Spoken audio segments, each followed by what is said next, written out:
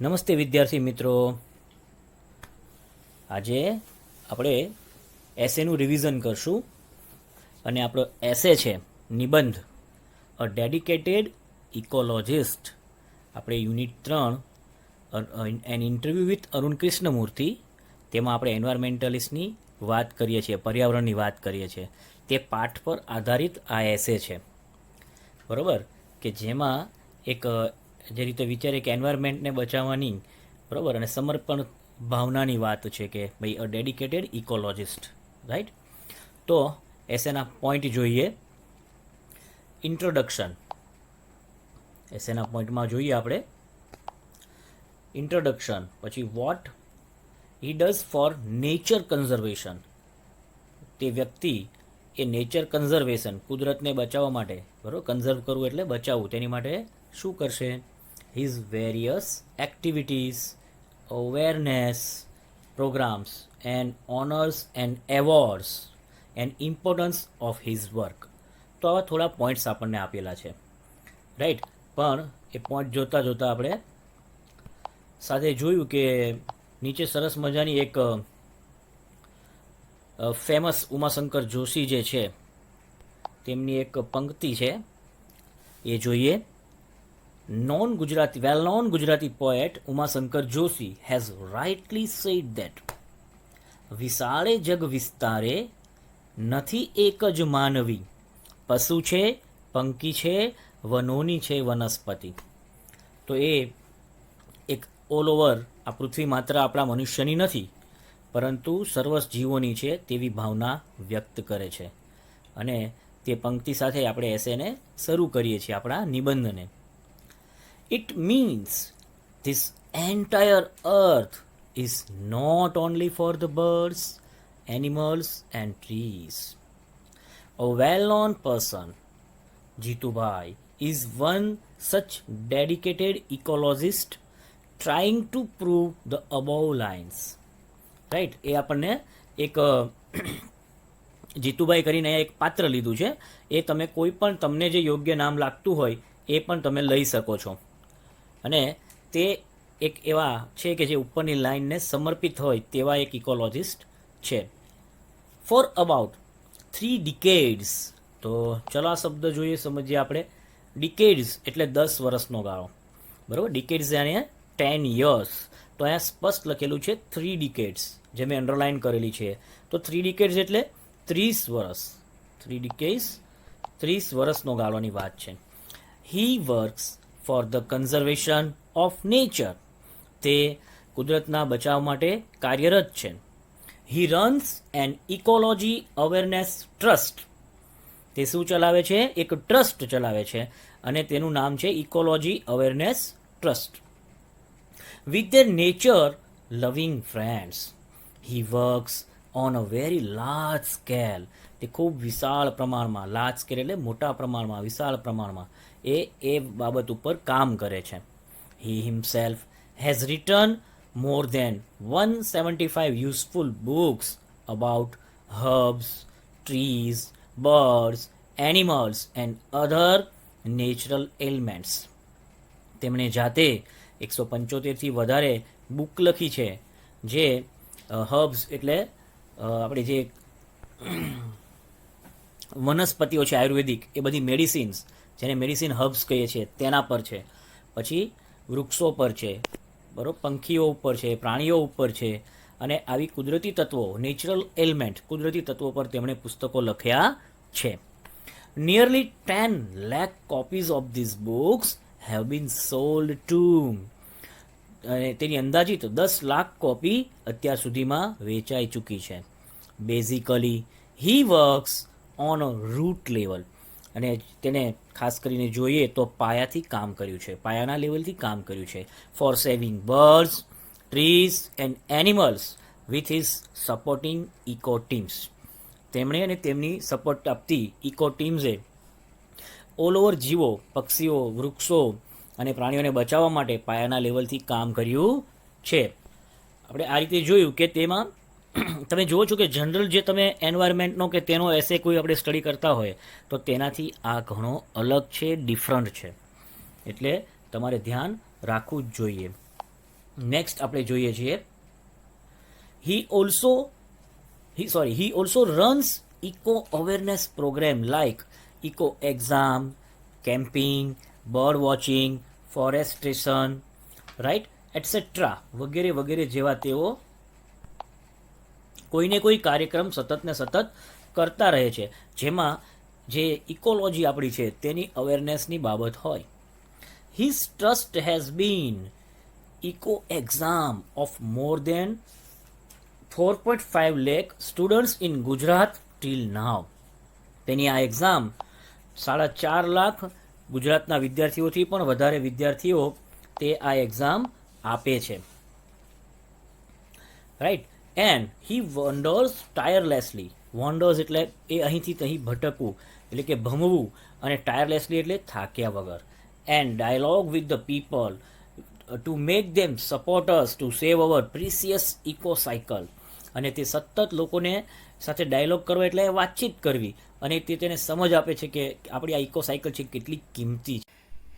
More then 1.75 artificial nets for sparrows have been distributed among people by his trust.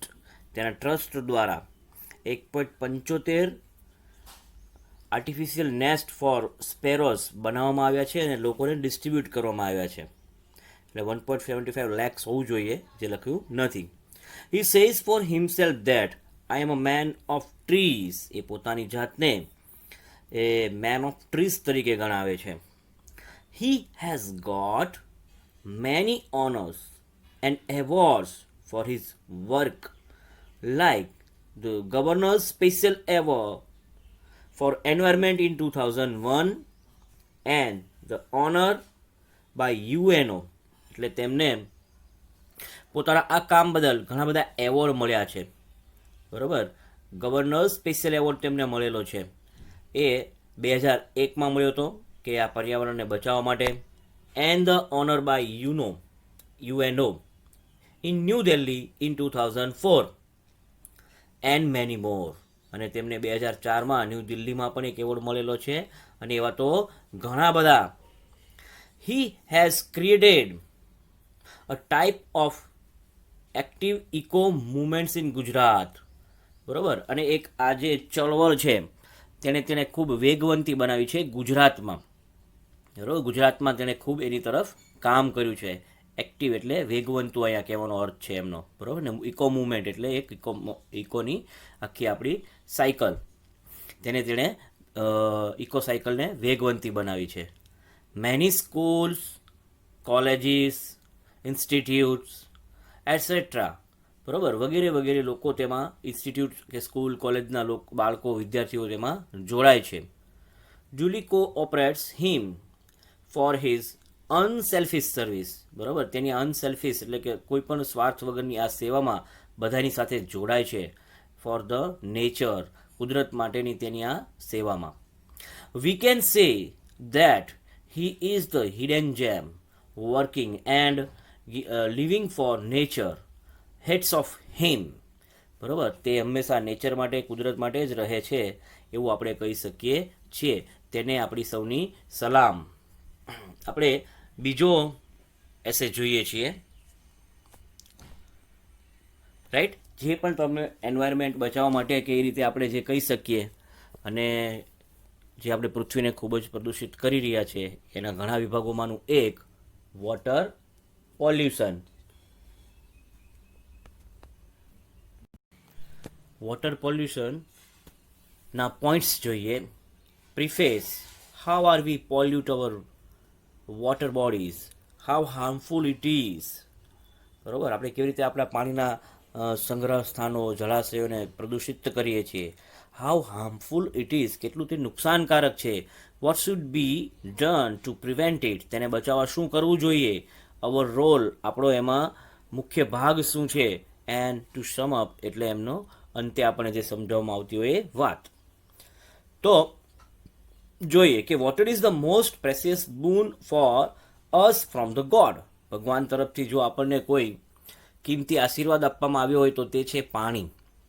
બૂન એટલે આશીર્વાદ. It is an undepartable part for all the living organism, right. એટલે કે આપણી માટે તે ક્યારેય અલગ ન થઈ શકે, એનાથી ડિપાર્ટ ન થઈ શકીએ તેવું એ આપણું એક જીવિત ઓર્ગેનિઝમ છે, આખું લિવિંગ ઓર્ગેનિઝમ છે, રાઈટ. અને એટલે તો આપણે સદીઓથી જોઈએ છીએ કે કોઈ પણ સંસ્કૃતિનો વિકાસ નદી કિનારે થયો હોય છે. કારણ કે શું કામ કે આપણી પહેલી જરૂરિયાત છે પાણી, પ્રાથમિક જરૂરિયાત છે. જ્યારથી આપણે ભટકતું જીવન બંધ કર્યું ત્યારથી આપણે જોઈએ તો આપણું દરેક ડેવલપમેન્ટ એ નદી કિનારે હોય, કારણ કે ત્યાં પીવાના પાણીની સગવડતા વધારે હોય છે. તો એ ખૂબ એવું આપણી જરૂરી વસ્તુ લિવિંગ ઓર્ગેનિઝમનો એક ભાગ છે.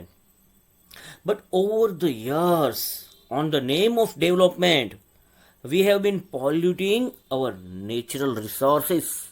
પરંતુ વિકાસના નામે આપણે વર્ષોથી આપણા કુદરતી આ રિસોર્સિસ જેટલા છે તેને આપણે પોલ્યુટેડ કરી રહ્યા છીએ, તેને પ્રદૂષિત કરી રહ્યા છીએ. Water pollution is one of them. Water pollution is one of them. અને આ બધામાંનું એક છે પાણીનું પ્રદૂષણ. જોઈએ આગળ આપણે. We have the variety of water bodies around us like wells, ponds, lakes, rivers, brooms, etc. બરાબર. તો આપણી આસપાસ પીવાના પાણીના ઘણા સંગ્રહ સ્થાનો હોય છે, જેવા કે તો આપણને અહીંયા આપેલા છે તેને, બરાબર, કૂવો છે, તળાવ છે, સરોવર છે, નદી છે, વાવ છે. તો એવા વગેરે વગેરેમાંથી આપણને પીવાનું પાણી મળી રહેતું હોય છે. We get drinkable and utilisable water from them. આપણે તેમાં પીવાનું પાણી ને યુટિલાઇઝેબલ એટલે ઉપયોગમાં થઈ શકે, યુઝફુલ, બરાબર, જે ઉપયોગમાં લઈ શકાય તેવું પાણી આપણે જરૂરિયાત રહેતી હોય છે. But instead of keeping them clean we throw garbage, બરાબર, and relax and unclean polluted water in them. બરાબર. આપણે તેને પ્રદૂષિત ન કરવાને બદલે તે વસ્તુ તો આપણી માટે અતિશય ઉપયોગી હોવા છતાં તેને આપણે ગાર્બેજ ફેંકીને પ્રદૂષિત કરીએ છીએ. We rarely try to prevent them for it. આપણે ભાગ્યે જ એવો પ્રયત્ન કરતા હોય છે કે તેને કેવી રીતે આપણે બચાવશું. There are too many activities being done to make water bodies polluted by us. આપણી દ્વારા ઘણી એવી પ્રવૃત્તિઓ થાય છે કે આપણે જે પાણી જે છે તેને પ્રદૂષિત કરતા હોઈએ. Polluted water harms us too much. અને એવું પાણી તો આપણને ખૂબ જ નુકસાન કરતું હોય છે અને છતાં પણ આપણે તે કરીએ છીએ. And it becomes the breeding place of harmful bacterias. અને આવું પાણી એ બેક્ટેરિયાઝનું જન્મસ્થળ બને છે. The water being used from it for drinking and daily use cause incurable illness. આવું પાણી પીવાથી આપણને ઘણી વખત ઘણી બધી જાતની બીમારીઓ આવે છે, રાઈટ. અને જે ઘણીવાર તો ઇન્ક્યુરેબલ જેવી હોય છે, એટલે કે તેનાથી આપણે સાજા પણ થઈ ન શકીએ એવી પણ બીમારીઓ ક્યારેક આવી જતી હોય છે. તો it also affect birds, animal, crops as well as and damages their eco cycle, right. હમણાં જેમ વાત કરી આપણે તેની ઉપર એમ કે તે આપણને માત્ર કંઈ એકલું એવું તો નથી કે પાણીનો ઉપયોગ માત્ર મનુષ્ય કરવાના છે. બધા જ જીવો, પશુ પક્ષી, પ્રાણીને તે કરવો પડે છે. અને ઘણા પાક જેટલા ઉગે છે એને પણ પાણી જોશે. તો તેને પણ આવું ડેમેજ થયેલું પાણી બધાને નુકસાન કરે છે અને બધા માટે એ ખતરા સમાન હોય છે. પણ આપણે વિકાસની લહાઈમાં, બરાબર, કોઈ બીજાનું વિચારતા નથી. We can control water pollution with our strong efforts. First of all, active awareness programmes. બરાબર. આપણે આ પાણીનું પ્રદૂષણ આપણા પૂરા પ્રયત્નોથી બતાવી શકીએ છીએ. અને સૌથી પહેલો એમાંનું એક છે કે એકદમ ઝુંબેશ ચલાવી, મોટા પાયે આપણે ઝુંબેશ ચલાવવી પડે છે. Programs should be done continuously on a root level by students, people, NGO and government. એટલે આવા જે એક્ટિવ અવેરનેસ પ્રોગ્રામ છે તે કન્ટિન્યુઅસલી ચાલવા જોઈએ. એક તો પાછા બરાબર આપણને જે ખાસ કીધું એમ કે થોડો ખાલી થાય ત્યારે નહીં, બરાબર ને, રૂટ લેવલથી પાયાથી થવું જોઈએ, જેમાં સ્ટુડન્ટ, લોકો અને એનજીઓ અને ગવર્મેન્ટ એને સહાયક બની શકે છે. રાઈટ. તો આ આપણે જોઈએ કે આપણે કેવી રીતે તેને આપણે પાણીને પ્રદૂષિત થતું અટકાવી શકીએ તેનો પહેલો પાઠ. Not only by farming rules but by putting them duly in our day-to-day practice. It can be done easily. Each little work being done by anybody to prevent water pollution should be highlighted. બરોબર, જે કોઈ દ્વારા પાણીનો બચાવ કરવામાં આવે છે, બરોબર, પોલ્યુશન અને એનીબડી ટુ પ્રિવેન્ટ એટલે બચાવવું, તો તેને હાઇલાઇટ કરો કે કેવી રીતે તેણે બચાવ્યું. Media can play the best role in it. બરોબર, એક પોઝિટિવ કામ પણ કરવું હોય તો એક ઝુંબેશ સતત ચલાવીને આપણે કરી શકીએ છીએ. તો જોયું કે સ્વચ્છતાની શરૂઆત કરી ત્યારે બધા હસતા હતા કે આવું કંઈ થઈ જ ન શકે ભારતમાં અને એવું પોસિબલ જ નથી. પણ આજે જોઈ શકીએ છીએ કે સ્પષ્ટ જોઈ શકાય તેટલો બદલાવ છે.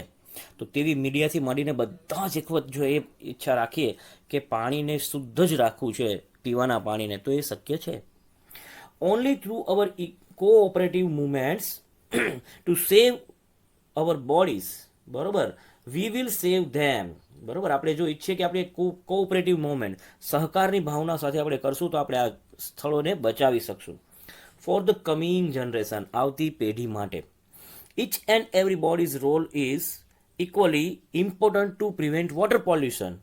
દરેકે દરેકનો આ માટેનો રોલ એ ખૂબ જ મહત્વનો છે. ફોર ધ બેટર વર્લ્ડ, આ એક સારા વિશ્વ માટે. લેટ્સ અવેક ફ્રોમ ટુડે, ચાલો આજથી જાગૃત થઈ જઈએ.